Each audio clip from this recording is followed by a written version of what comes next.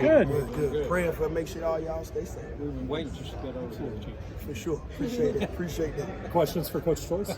Kind of, you obviously are limited what JP's doing it coming off of last year where he got hurt, but how do you kind of balance how you use the other backs, and is that a good experience for them to get all this extra work?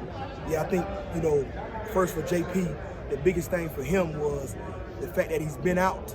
He's had more of a leadership role, and it's been good because he's had a chance to play, and helping them other guys, helping them on assignments, and being like a little coach when I'm on the other side has been helpful. The other guys are stepping in and they're working. For them to get reps, quality reps, to see things, to make mistakes, is going to be a big part of their development. You know what I mean? So just sitting here watching them guys play, watching them run around, make moves, make cuts, miss blocks, is all a part of it. So I'm excited where they at right now. Have you seen a jump in skill and everything from Griffin and Smith from last year? Yeah, Jemiah's really attacked the summer. One thing about high school kids when they get to college, sometimes the speed is different, understanding the playbook. Sometimes it takes kids a year. He's different, and I'm excited for him. You can just tell his demeanor, how he runs, how he finishes runs. He looks faster, he looks tougher. Dante, another guy who's got bigger, gained like 10 pounds, 12 pounds of muscle, kept his weight up. So now he's 195 instead of being 180, 183. And so you get a guy like Dante that comes in who can do a lot of different things in the backfield, can run, has a great burst. It's just to Coach Lou and what they did in the offseason, and them guys being focused and doing what they have to do to get on the football field, because it's going to be competition. A guy who's kind of surprised me a little bit this spring has been Tony, who's kind of like an odd fit. He was a very much north-south runner in high school and stuff. It seems like he's really learned to use his hands, and his all-around game is just, it seems night and day even from the last fall. Right. I love Tony. Funny kid, you know what I mean? And so last year you had to tell Tony every single thing. This year he's understanding, he has more confidence, he's playing better, and he's great for the team. Everybody in the locker room, we love him being around him.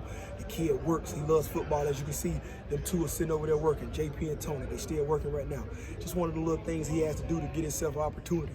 So whatever you have to do to get on the field, you're going to have to do it. We see everything. I'm sitting over here watching him and see what he's doing, so that's good for him. With Bruce, it's a very interesting storyline, and seeing kind of what he did in high school at the position. It kind of speaks for itself. But what were those early conversations like with you and him in terms of making the transition? First with Bruce, I really wanted to coach Bruce. Not even just from a football standpoint, but just as a personal standpoint. Good kid, but just needs some mentoring to stir him in the right direction. He understands, things haven't worked out the way he has wanted them to, but he has continued to come in and fight. And so the perseverance of being able to do that, I respect that. And so having him come out here on the football field, he's a bigger back, he can run, he has speed, but he's gonna have to work. He's gonna have to work. This room is gonna be packed. A lot of guys gonna be, trying to get playing time. So he understands what he's up against. But he comes in every day with a good attitude. He's coachable. Something I love about him. Kind of going off of that, the competition in the room, it's almost kind of like a good problem to have in your case. At this point in the spring, what kind of is your evaluation process like in terms of looking ahead and looking down the road and your expectations of where these guys are? You get in the spring ball, you really want to see what guys can come in and really hands off and see if they can make how they do on the football field. If I have to coach them or overcoach them, or see if guys come in and study on their own time, do they do extra. All those little things factor into who's going to play on the football field. And so when I'm watching the guys, they understand that. So I make it evident. How you do on the field, we grade film, every single player is graded. So when it comes down and whoever plays on the field, they already know, because they earned it, and nothing is given to anybody on the running back position as well. And special teams, being a part of special teams, like I was a third back, so when I went to the Cowboys, it's Marion Barber, Felix Jones. I had to play special teams. That was my role. And then you play special teams and you find your way to get in on offense. Those little things take forward. Like at OU, it was Adrian Peterson, DeMarco Murray, and me. Them are dudes.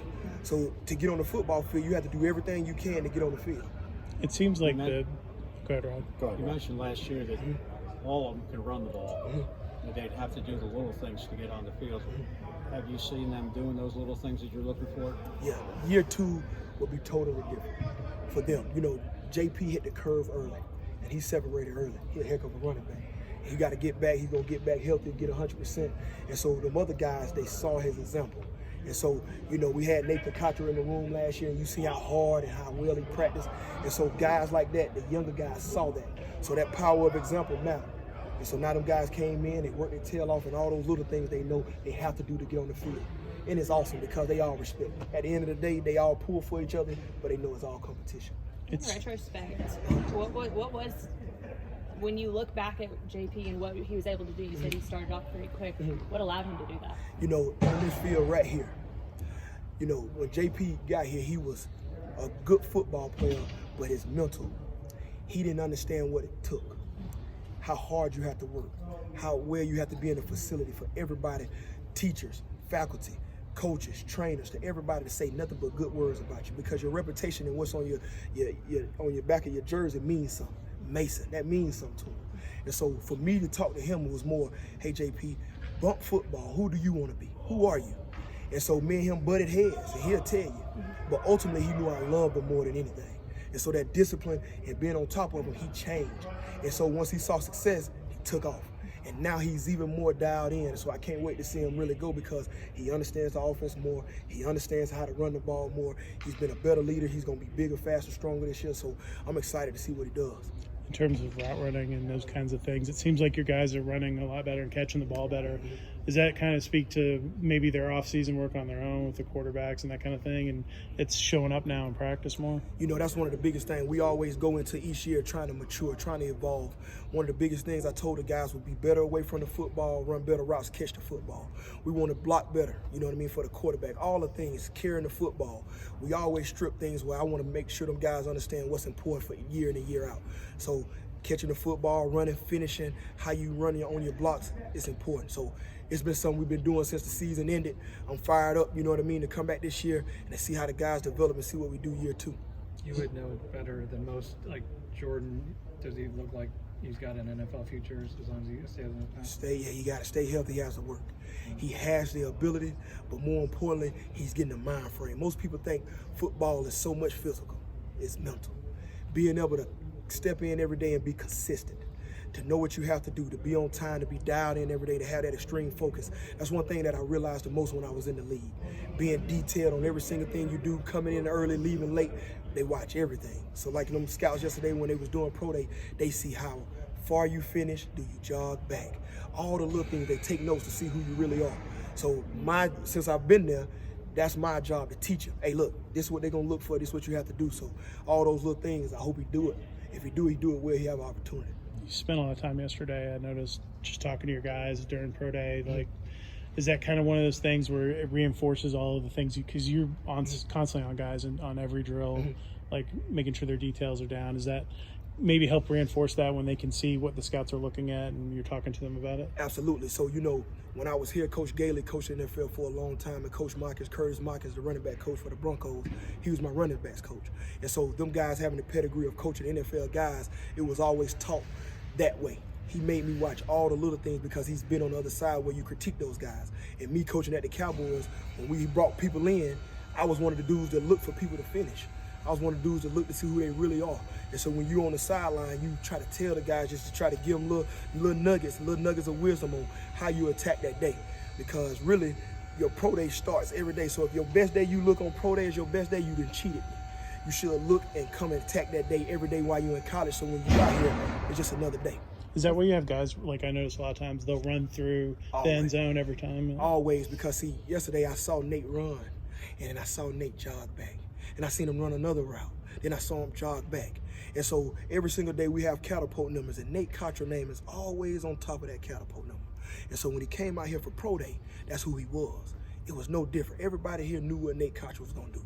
And so all the running backs noticed that. I said, just look at him. He was in shape, had his shirt off, cut up, running. That's the type, you know, them type of people that you stand on the table for. So anytime a scout or anybody asks any questions about him, it's always great things. And so them guys have to see that. Sometimes it's just a vision you can see, and then you put that in your bank, and now, you know, you can do something with it. This is the first time that we're getting to talk to you since Jameer signed, and I was up in Dalton, and the first question was like, why Georgia Tech, obviously, and without missing a beat, he said, Coach Choice. Can you kind of speak to y'all's relationship, because it does seem like there's something special there? Yeah, you know, the main thing when I talked to Ja was always, I wanted to be personal with him. And football-wise, you can have big facilities, you can have everything, but I wanted to know who he was and vice versa. So getting to know his whole family, spending time talking to him, and then him understanding where I come from and me understanding his situation, it was huge. And just that relationship, I don't like to bother kids. You know, if a kid want to be here, I want him here. If they don't, I find somebody else. You know what I mean? And so me and him understanding that, I love the way he work. And then besides just tell him how good he is, I tell him on things he need to work on. And so I say, hey man, you're pretty good, but I think I was a little better in this area. You were a little faster than I was, but you can do this. Just to try to give him some nuggets to always try to get better. I think he respects that. Yeah. He said that, you know, a big reason also was that y'all were pursuing him from day one. Kind of before he was even on any national rankings or anything like that. Right. What tipped you off to him in the first place? You know, the thing that I don't see stars. I see backs and what they can do, especially in our offense. And being with the Cowboys and learning the scouting department and learning from coaches, you figure out what you're looking for on film. And so once you see what you see, you trust yourself. And so when I saw it, I said, this guy better than all of them. I just knew it. And when I told him, he didn't believe me. And so I said, God, Josh, you my #1 dude. I said, I'm gonna show you. And so I just stayed on him, then he trusted me. And so that's just part of the recruiting process, getting to know him and just let him know, man, look, if you come here, I'm done. We want you here. And so I'm excited to see what he do because he competes. He's quiet like Marshawn Lynch. He won't say a word, but that joker competes. And I can't wait to have him here. That's my dude. With guys like Christian or Dante, where you know they saw it last season. They obviously, you know, they recognize that Jordan's a very good player. Jemias and Jameer coming in. Like, how do you? And I heard you saying before about, you know, it's open to details and all that, but like, how do you encourage them, or do you sense that, you know, they need that boost of, you know, stick with us and your chance will come if you kind of keep doing the things you're supposed to do? You know, I tell them every single day, you have to do well on special teams because the more you play on those, the more everybody see you. But regardless of that, how you practice. If they practicing well, they doing what they have to do, doing what they have to do in the off season in the classroom, then those guys are gonna have opportunities. Because how you do everything is how you do anything. You know what I mean? And you can really see that. Guys that, like Dante, he's doing well in the classroom. Malloy's doing well in the classroom.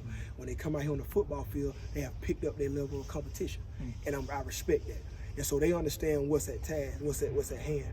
But special teams, all of them though. Not just JP, all of them have to do it. We all have to do it just to get above the line. And you don't know when your opportunity comes. Somebody get banged up. That's what sort of was what it was like me. I had 2 backs go out in the first game, and I had to start against Pittsburgh. And if you're not ready for that game, you're in trouble because they're going to get somebody else to replace you. You know what I mean? And so me trying to get them to understand and educate them on that was huge. You're about 15 months into being back here and coaching at this level. Kind of what's something you learned that's different about being at Georgia Tech again as a coach and in that time period that's kind of stuck out in your mind? You know, the atmosphere is different from when I left. But the guys, you see the camaraderie they're having now. In year 1 was more of a transition. And now that we done had the guys for a whole year, and you can see how well they gelling together as a team. You can see how much better they look, and understanding the plays and being more detailed. It's like night and day for me. Being able to sit back, and last year you coaching every single detail. This year you sit back and let them mess up. And then they come over and tell you, hey coach, that's my fault. I had this route. You know what I mean? Those type of things help so much. And so being able to be hands-on and not having to be so over the top over them all the time has helped. And so the guys are doing their part. They work their tail off. It's just my credit to them. Do you think that now not having to specifically tell people like, hey, you got to do this, go do it, and they can kind of do it themselves, can this process be accelerated now because of that? Absolutely. And so that comes with film study. That comes with doing more and asking questions. So I tell the guys, like most of the time, when you in film, ask questions. Make them get on the board. Draw up all 22. We run this play. What are we trying to do? Who are we trying to influence? You ask those type of questions. So now, instead of just seeing their part, they now see the whole. And that's the biggest thing for the development of a running back. If I know I have to block this guy to this guy, then I know what the linemen have, what routes do the receivers run. Once you get to that point, you're really advanced. And now you can play fast and react faster. So you'll see the game and slow down for you. Do you guys feel like you're running more plays and stuff in practice this spring than you did last year? Because it seems like you're having to stop a whole lot less to fix or tweak anything. To my last year? Yeah, versus now it seems like the play number's up a little bit. In practices. Always. And Coach Collins is big on that. He wants to get a lot of plays, a lot of reps, so you can go back and just get the guys. You know, everything we do is on repetitions. So everything we do, we want to make sure the guys do it and just see them make mistakes. And then once you see them not and do the right way and correct themselves, it's good to see. Because a lot of times you can coach guys a lot, but to actually do it on the football field and do it the right way is a different story. Anything else for Coach Choice? You guys are awesome. All right. Appreciate it.